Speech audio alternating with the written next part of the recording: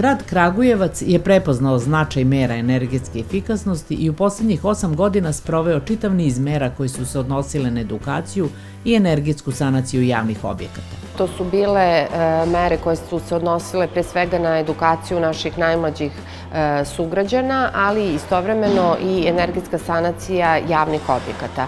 U energetsku sanaciju javnih objekata do sada je uloženo preko 3 miliona evra i uglavnom su to bili školski objekti.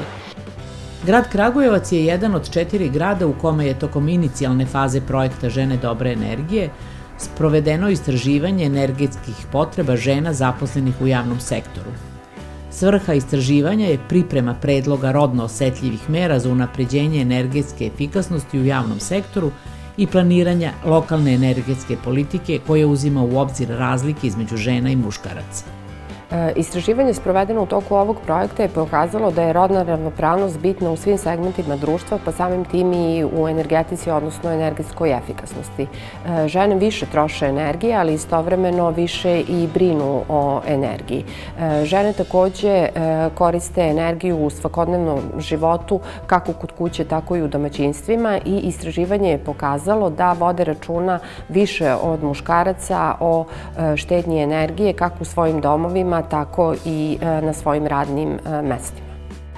74% zaposlenih u obrazovanju su žene. Drago mi je da mogu da prenesem utiske svojih kolega koliko nam je važno da radimo u jednoj dobroj podsticajnoj sredini, što bih ja rekla da imamo komfor, zapravo da nam je toplo, da imamo dovoljno svetlosti i da to što mi osjećamo možemo da prenesemo i našim đacima. Jako je važno da nam učionice budu tople, osvetljene i da radimo sve u interesu pre svega zdravlja naših đaka, što je jako važno za sticanje ostalih ciljeva u obrazovanju. Istraživanje energetskih potreba žena zaposlenih u javnom sektoru u odabranim gradovima omogućilo je svojevrsno osvešćivanje rodnih uloga i uticaj na njihovo osnaživanje i edukaciju.